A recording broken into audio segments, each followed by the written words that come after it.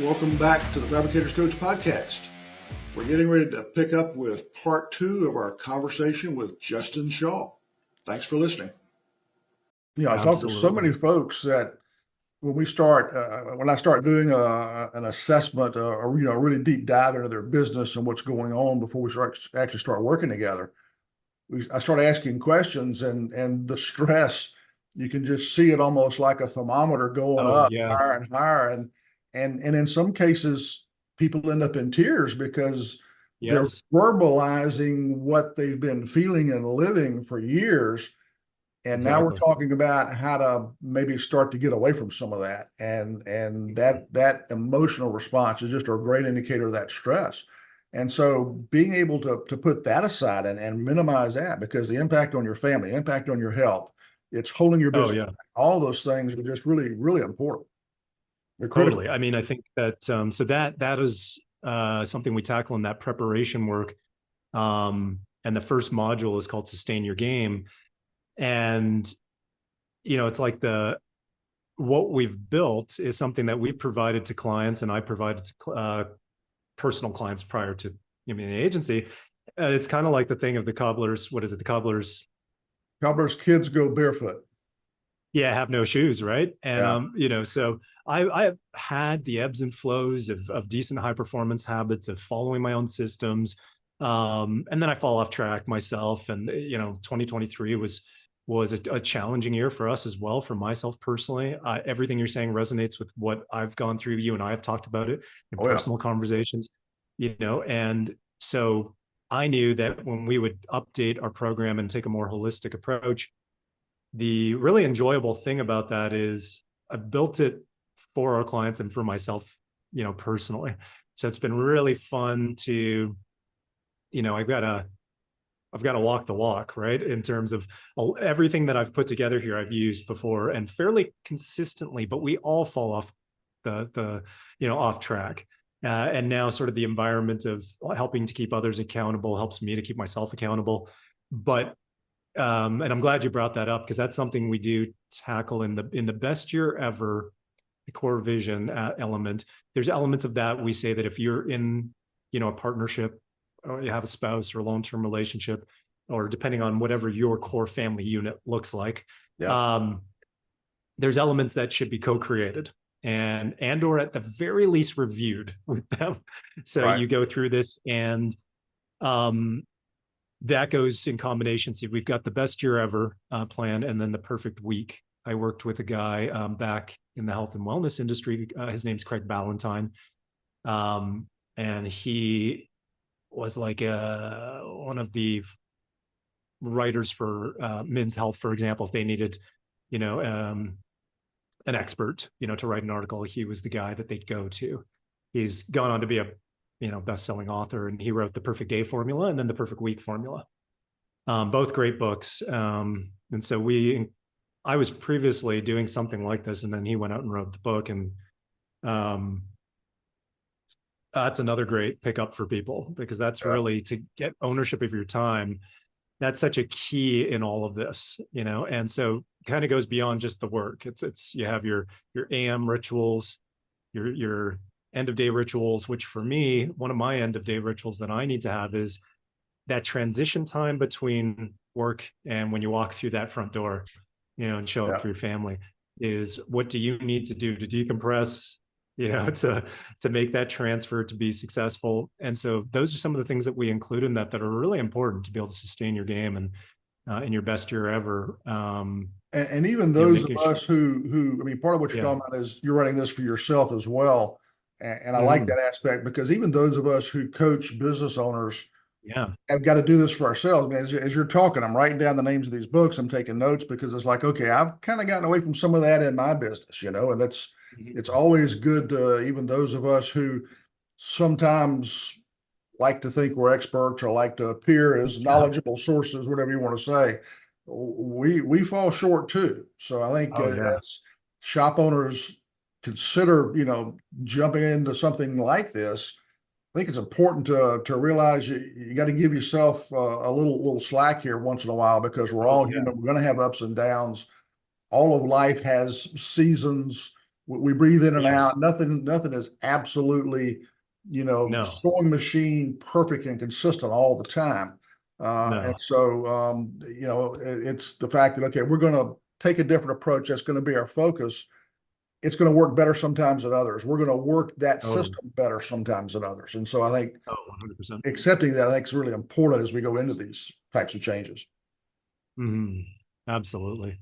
Part of what I'm thinking as you're talking is a lot of what you're working on is has got some parallels to the book E-Myth, which is great about entrepreneurs moving from that Great book. craftsman or that business owner kind of transition, and then the book Traction, which EOS, Entrepreneurial Operating System, is based on. If folks are familiar with those, how would you compare and contrast what you're doing with those approaches? Because I'm seeing a lot of similarity, which I think is good. Yeah, definitely. I mean, I think that there's a lot of overlap, and I mean, those that go to a stone industry event and either have been exposed to EOS, but a very popular, approach in this industry and many others, Mhm. um, are familiar with that and maybe have gone through it to varying degrees or just being introduced to it. Absolutely. I mean, find what is, speaks to you, that you can see, that you can tangibly, you know, um, implement and adopt certain aspects. Never going to be perfect, right? Yep. Good over perfect. How is this different? I would say that the key parts that are different is, I mean, we're pulling both, some of the best frameworks and methodologies out there from others, and then also reverse engineering the top, overlapping case studies within this specific industry that have proven track records of success over multiple years, and putting those two things together, which I think is good. Um, Establishing the foundation, and then what's different is once the foundation is established, we will then,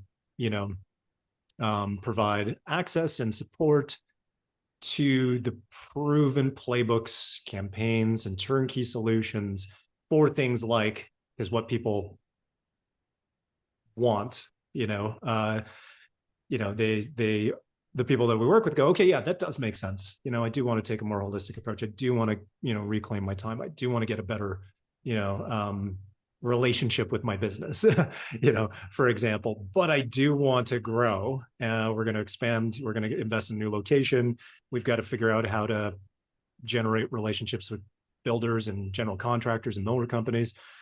That's the difference, in terms of a holistic approach, that I've followed personally for many, many years, and I'm very passionate about delivering, and combining that with those systems, playbooks, and solutions to deliver the tangible results of landing, 5 accounts in a quarter, with builders and GCs. And that's sort of the unique aspect of having it all in one, right? Of how all these things tie together. It sounds like your delivery is primarily remote, and then there's also some kind of online self-paced aspect to this as well. Are both of those true? Yes.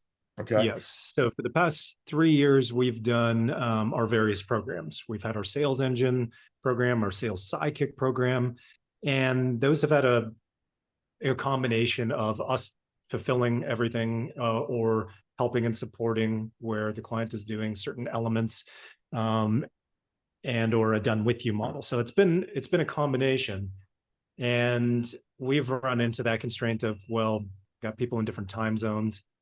Okay, this, certain members of the programs were scheduled to be here for the Wednesday call, but as we all know, things come up in a shop all the time, and then they can't make it. And so we recognize that in order for this to be able to get out there at scale and help as many shops as possible, we needed to make it on demand so they could follow it their own pace when they decide, and when they're designing their week, the best time for them to be able to go through this material and implement is 9 a.m. For somebody else, that's 6 p.m. For somebody else, that's Sunday afternoon on a quiet afternoon. So we've had an academy for 3 years. We've just relaunched it, re-recording that material. And so, yes, it's online. Everything's step by step broken down in modules that, these videos to go through. are, no more than 10 minutes really. So it's all very bite-sized, and everything has an accompanying workbook for the thing that they need to take action on to implement. And we require every shop to have a dedicated, we've labeled it installer. And so if it is a very small shop and they don't have, let's say, a leadership team, then the shop owner needs to at least have somebody that in some cases might be a front desk staff person. That person's going to be the dedicated installer to make sure that the things that are being created see the light of day, get installed in the business, get executed upon, and get revisited. And then, of course, with us helping with accountability and tracking and support. Yeah, that's really what we've created. Kind of like a champion in a project in a way. The person who kind of owns the execution and also has the authority to allocate resources, to say, okay, Bob, I need you to do this week, Sue, and that kind of thing. So part of what I'm thinking, go ahead. Oh, they've been given the green light. Yeah, they need to have a certain amount, even if it is, you don't have a manager. So that, don't have somebody that's going to be what you would generally think of as being your right hand and then your installer, and it's a front desk staff person for now, that they have a certain amount of authority and ownership over outcomes and have the green light to do so. Actually, now as I'm saying that, Ed, that's real, if we want to talk about the difference between those programs, those methodologies are sound. You follow them, they will work. The US model will work. The other books that you've talked about, and E-Myth, they do work. And so that's, I think, really the separation, or not separation, the added value and benefit to being able to get to the desired outcome. So we have to figure out how the execution component will come to place, because we've had a lot of clients over the years go through certain aspects of EOS or attend an event, fill out the first part of the workbook, and then it never gets opened again. That's the challenging part. Yeah. And part of what I'm thinking through, that very few people can read a book like E-Myth or Traction, anything like that. Very few people can read something like that and implement it. It's very difficult to do. And then, so that means you need some help with it. If you go to a certified EOS implementer or E-Myth implementer, you're going to spend tens of thousands of dollars, in some cases over $100,000, depending on the size of the organization and some other factors. It can be really expensive. And for the average size shop, and in my mind, the average shop in this industry is about $3 million a year, that kind of expense just isn't even an option. So I would imagine with the way you've got your delivery set up, you've got the best of some self-paced online, which is typically a little more reasonable cost. And you've got some, it sounds like some personal interaction that helps with the coaching aspect. Can you give folks kind of a rough idea of what a cost of something like this looks like? So if they're looking at, say, an EOS type system and the price tag's got them in shock, what does your approach look like? Yeah, that's a good point. I'm glad you pointed that out. It's not that that's not available through EOS to have that part, but the constraint is usually the financial aspect. Yes, definitely. So where we start in our program is in that 90-day. And I think it's best as people contact us pricing wise, because we've got, we'll probably speak to you about having a preferred, rate for your clients. We do have one in place for Countertop Marketing Co. and other partners. But I can say that when we've talked to people, we break it up into 3 installments because it's a 90-day program, and their response is, well, that's a couple of slabs, or that's a slab a month, and then we're not talking about a Calicut Gold slab. We're talking about, Well, the point is, it's much more affordable. I would imagine it's probably affordable. You got a bit of a scale based on size of company that's probably in there, but you're not talking tens of thousands of dollars to do something like what you're talking about, right? No, of course not. Yeah. Okay. So it's definitely more affordable. You got a self-paced component, which I think is great. And the point of the podcast typically isn't to go out and sell an approach, but I think what we're trying to talk about here is the fact that, one of the things I preach is getting out of working in your business to working on your business. Make more money, get your life back. You deserve to have a business not only makes you money, but gives you time to enjoy it. Otherwise, what the heck's the point? And I think what you're talking about is a really good structure that is affordable. You're addressing a lot of key issues like, okay, how do you carve out those first, that first hour a week to begin to even think about something like this. And you've got some Yeah. mechanisms for that, which I think are really good. And I think the buy back your time by Martell sounds like some of the stuff you've taken out of there really helps folks think about how to do that, which is really helpful. So I think there's some really good elements in here that, whether somebody signs up for your program or reads a book or signs up for something else, I think is really important, because one of the challenges I run into with shops a lot is that the owners are super busy, and I like to tell them all the time. I said, look, I can help you figure out what you need to do, but I can't do your push-ups for you. It's like the football coach. He can tell you what route you need to run and give you feedback on how well or how well you didn't run that wide receiver route, but he ain't gonna go out and run it for you. Yeah. If you're the player, you got to go out and do that. And so the same thing's true for business owners. Is they have to have the desire to execute. It's got to be somewhere they want to go, some reason they want to do this. Sometimes it's avoiding pain. My life is miserable, and I got to get some relief here and still make a living. And then sometimes it's what I talked about in that 6 episode podcast series we just released on getting your business ready for sale. And people think, okay, well, that's something you do when you're getting ready to sell your business. No, that's actually the stuff you're talking about are the things that a shop owner needs to do to make sure when you get ready to sell your business, number one, it's a standalone entity that can be transferred to another owner.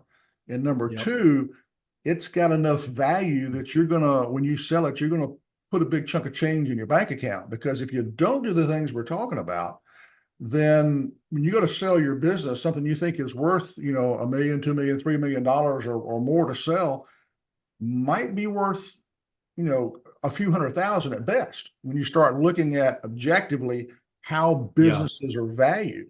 I had that same conversation with a client that you and I both know a year ago, that they were ready to cash out, great people, good business, but they were what I call kind of like the long pole in the tent. You pull that pole out of the middle of the tent, the whole tent collapses, because they were the business. And because they hadn't set things up well enough, no matter how hard I tried to get them to do their push-ups and to execute, what they thought was worth $1 million was worth a couple $100,000. And that's I tell you, the conversations I have with shop owners, that is the most heartbreaking conversation to have. When they're to the point they're ready to get out of the business and they realize, I thought I was going to get $1 million or $2 million, and it's a fraction of that. It's like, holy smokes. And so that's one of the reasons I did the podcast series. And that's where, kind of tying it back to what we're talking about here, these are the kinds of things that business owners need to be doing, if you're not already, to get ready for that end game for your business, whatever that is. It's the Stephen Covey begin with the end in mind kind of thing. If you're not looking at that end game, whatever it is, you got to start that prep today, even if it's 5, 10, 15 years out. You got to start today. And this is kind of stuff you're talking about is the kind of things you need to be doing. Yeah, totally. I would say that, to your point, you always have the best analogies as well. It really illustrates a thought, and I always love them. I always bumble them when I think of things, but bumble quotes, bumble analogies. But yeah, I think that big part about accountability is, even if it's not a program like what we're discussing, because we're not here for that specifically. It is so relevant because we are in the process of really starting to get awareness around it and put it out there. Is you can get together. It's a small industry. One thing I love about this industry is it's small. People are there to support one another for the most part, and generally well connected. And if you're finding that you want to put together a small mastermind group with an accountability component, we'll take time to obviously flesh out what that should look like. Or just having simply an accountability buddy, somebody that's in a non-competing market, was probably what would make sense. Or even, hey, you've got a customer that's a builder, but probably has some of the same problems, or somebody that's in the tile and flooring probably has some of the same problems, and there's in your local market, and you guys can get together, and work on some of these things, and have somebody that'll hold that mirror up, you guys keep accountable to one another. That's a good place to start. And what I would say on to, kind of piggyback off what you're saying, Ed, is when a big part when we use that word holistic to create sustainable growth, and when you're talking about those specific instances of looking to sell, is some of the work that we have our clients go through in the prep work stage. It's just this core vision checklist. It's got 5 areas in it. And so going beyond just, well, what are the financial targets? Prior to getting into that, when we were working with clients, they'd either have no goals, which is, and I'm sure you've come across that, which is kind of crazy. Well, it's, I would say that's the most frequent condition. Most frequent, right? No goals. Which is insane. Yeah. Right. Or you've got some just high level financial targets. Like, okay, we're at 3 and 2024, we want to be at 5. Right. And we just kind of look back at some historical stuff and go, okay, well, the market is doing this, and so we should trend by this and we'll grow by this amount. And then that's kind of it. And then take it down to the quarter and take it down to the month. And then if we got 3 reps, we're just going to divide that by 3. And that's maybe it. Or we also, in combination to that, want to grow the size of company we are. We're 15 people, we want to be 25. Yeah. And so, that those are those goals. And then we want to sell in 5 years. And maybe, I'm sure you've had conversations like that where you get kind of the rough back of the paper napkin numbers and the big goal that they got, right? And the stuff that you just mentioned as typical goals you run into, most of the folks I talk to don't even have those. Yeah. And so then if they're listening to this podcast and thinking, okay, I got to get some goals, I would encourage you not to stop at those back of the napkin goals. And so we've got 8 elements that I won't name all of them now. I'll just highlight a couple that wouldn't immediately come to mind. The other ones of the eight categories that we have, 4 of them probably come to mind. If people think about, okay, I want to do this. And the areas that I would encourage people to look at is, lifestyle, and the idea of building your business around your life and not the other way around. So when you're designing and how you reclaim your time, have ownership of your time, and you build that out in your calendar, it should reflect your lifestyle first and then integrate the elements of the business, not the other way around. So lifestyle is one. And we have one for founder feeling. So if you're projecting 3 years out, how do you want to feel in 3 years? And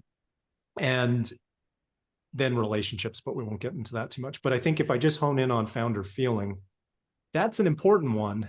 If you're looking at how do the various goals that we have and the activities that are necessary to be taken to get to that goal, do they relate to long-term happiness? Well, short-term happiness and then long-term happiness.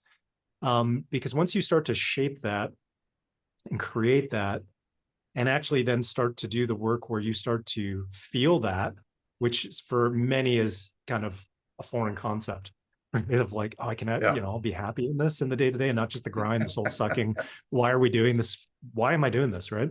Yeah. Is one, the goals that you then create are going to be ones that are linked to happiness, and you don't end up going off the wrong path to just focus on the financial and the goals that are necessary to get there and end up hating the journey along the way, or look back and why did we do this anyway, right?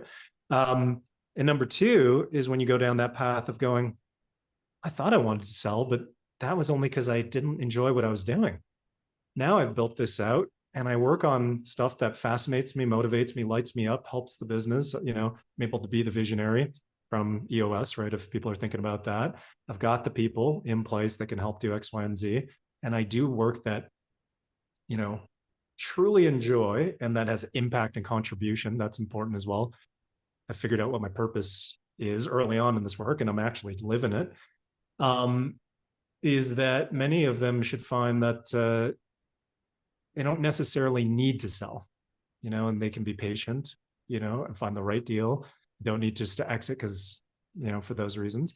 And that if they're operating in that place, then they may really want to stay in the business for a very long time, which does relate to longevity. Like, how many years are we going to live? Because now we've got purpose. We're doing work that lights us up. If we just exit the business, then we should be thinking about, well, how are we? And Dan Martell goes through all of that in the buyback.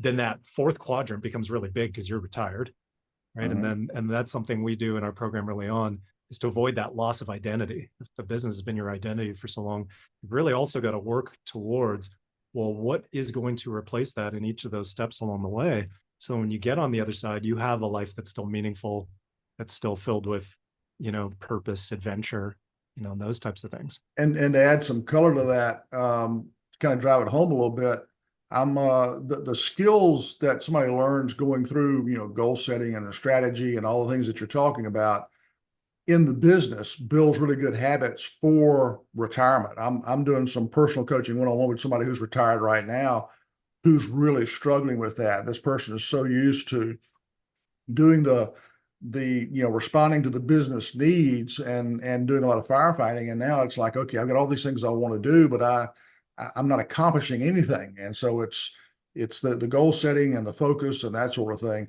And for folks who are not used to setting goals, one kind of analogy that I use that kind of helps them think about the value of that is, you decide you want to buy a new car or buy a new truck. And so you decide on, in this industry, you see a lot of, 3/4 ton and 1 ton trucks, because part of it's ego and part of it's a necessary tool. But let's say you decide you're going to buy that Dodge 3500 dually, and you want the crew cab, and you like the smoky gray, and you want these options. Once you kind of get that picture in your mind, that's kind of your objective. You'll notice as you drive around, it looks like every other dadgum vehicle on the road is that same vehicle, because your brain's tuned to it. And all of a sudden it starts picking out those opportunities. Not that those vehicles are for sale, but it's like this filter that turns on that really drives you toward what it is you're trying to accomplish. And the same thing is true for goals for your business. And that's why it's so important to break them down into small bite-sized pieces and not just have that long-term, BHAG. I think it's a really good parallel, because it drives a lot of good behavior. Yeah, I've got one more note that I wouldn't have thought to add, that is in, the stuff that we help take people through, that if we want to have key takeaways here, I would say that this would be one of them. And that's that when goal setting can actually be sometimes, maybe I'll use the word dangerous, in the traditional sense of that traditional approach we just talked about. Well, if we're moving the step beyond not having any goals and we're getting into setting goals, right? To talk about specifically for that example of a F-150, for example, and want to have this is means goals, right? If we're setting means goals and that's all we're setting, is like, okay, so I want to grow to $250K a month for X reason. So my take home pay is this, so I can buy the truck, the boat, whatever it might be. Is really means goals are not, do make sense for certain elements of the business. But if we take that holistic approach, then certainly for the areas, and I think there's 4 in our training that relate to the personal elements, then you want to create end goals.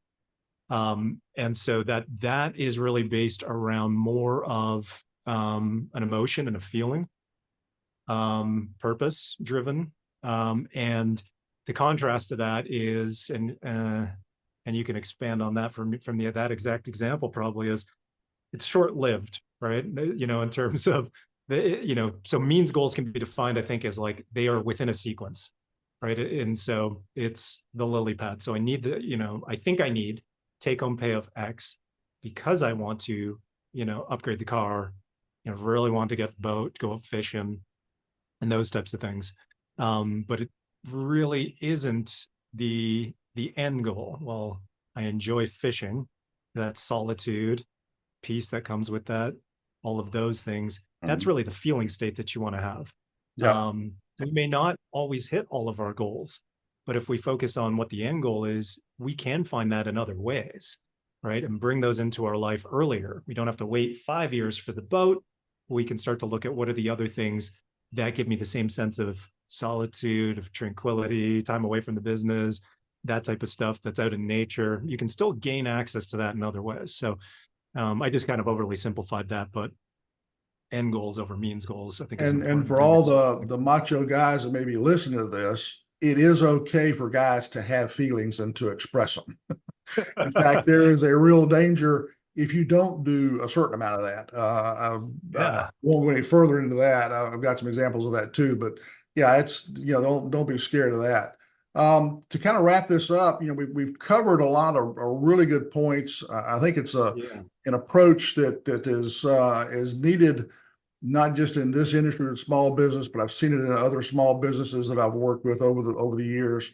I think it's a very sound approach. I like that a lot. And again, we're not here to sell Justin's program so much as to get listeners thinking about taking this type of approach to your business. Find somebody you're comfortable working with, find an approach you're comfortable with, find something that you're willing to, somebody you're willing to work with to help you through this. Because it's quite frankly, it's damn tough to do it by yourself. I've been a business owner with brick and mortar business and a dozen employees in 2 locations, and that's a very lonely place to be. And so getting somebody, whoever you're comfortable with, to kind of coach you through this, read the books, whatever, listen to the books on tape. I'm telling you how old I am now. Audible books on tape. I love it. Oh boy, cassette tape in the dashboard of the car. Yeah. Anyway, but yeah, whatever format works for you. It's really important to be able to improve not just your business, but your life. And it's what you and I both see is, as we work with shop owners, help them improve their businesses, we help them improve their lives. That helps in turn improve the lives of the people who work for them. And that's really the stuff, frankly, that gets me up in the morning, is we're having that kind of impact for people. It's not just about money. It's not just about success. It's really, use the term holistic, I think is a good term, in that there's a lot of good that comes out of doing this and doing it well. And the flip side is, if you don't, then you're stuck in whatever misery you have today. And maybe you love what you're doing today and you're happy with where you are. Great. Don't change it. But if you're struggling, then this type of thought process is really is really the key to making that change. Because as I've said before, our businesses are running exactly the way we've designed them to run. And if we don't like that outcome, then we got to change how we run our business. And that means you got to start to work on it. And the things we've talked about for the last 45 minutes or so, whatever that time is, are really the key to that. Justin, appreciate you being here today. It's been a lot of fun. I always enjoy talking with you. If folks want to look into what you've got to offer, how can they get in touch with you? Yeah. Connected to quite a few shop owners on Facebook. So you can find me, Justin Shaw, on Facebook. Feel free to send me a friend request. That's a good way to do it. And then you can email me directly if you want. Justin at justinxshaw.com is a good direct way to get a hold of me. All right. You got a website? That would be the same. Yeah, justinxshaw.com. Okay. And there's, I'm sure, ways there to contact you as well. Yeah, definitely. Okay. Super. Well, again, thank you. I've enjoyed this. Folks, as usual, you can hit my website, fabricatorscoach.com. You want to talk, there's a button you can push, set up a quick 30-minute call. We can chat about this or anything else. But I want to thank you again for listening and for spending time with us today, and happy fabricating.